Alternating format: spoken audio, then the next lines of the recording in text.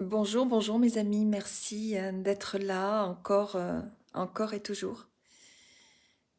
Je voulais évoquer avec vous en quelques minutes le manque de générosité et le manque d'encouragement que les autres peuvent faire, offrir avec leur cœur. Les personnes qui ne savent ni encourager ni faire de compliments révèlent souvent quelque chose de profond, ancré en eux, sur leur rapport à eux-mêmes.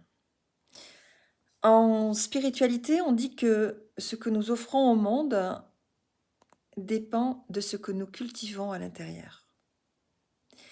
Souvent, ces personnes ne manquent pas de sensibilité, mais juste, comment dire, de sécurité intérieure.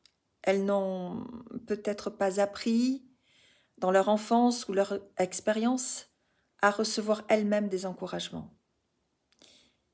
Si personne ne les a valorisées, elles peuvent ressentir un certain blocage à donner cette chaleur aux autres, comme si cela leur était étranger.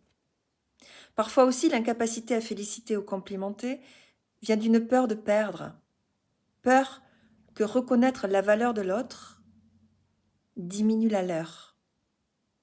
L'ego fonctionne sur la comparaison, il croit que l'estime est une ressource limitée. Mais dans une conscience spirituelle, on comprend vite que la lumière est infinie. Et dire à l'autre qu'il brille ne fait qu'augmenter la clarté en nous tous. Il y a aussi des âmes qui ont choisi une posture de retenue. Elles n'expriment pas, elles observent, et leur encouragement peut se manifester d'une autre manière, par une présence fidèle, un soutien silencieux, une action concrète. L'absence de mots n'est pas toujours absence d'amour. Sur le plan spirituel, rencontrer ces personnes est une invitation à ne pas dépendre entièrement de la reconnaissance extérieure pour avancer, à développer une force intérieure d'auto-encouragement et parfois à offrir à l'autre ce dont il n'a pas l'habitude, un compliment sincère, un mot doux, un encouragement, qui peut petit à petit ouvrir une brèche en lui. Donc, pour conclure, je dirais que ceux qui ne savent pas encourager révèlent nos propres attentes et leur présence nous pousse à trouver en nous la source de notre valeur.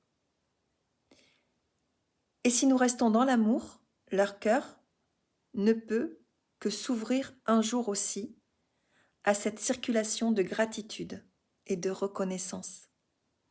Merci, merci encore et toujours. Merci à vous d'être là pour vos encouragements, pour vos likes, pour vos abonnements.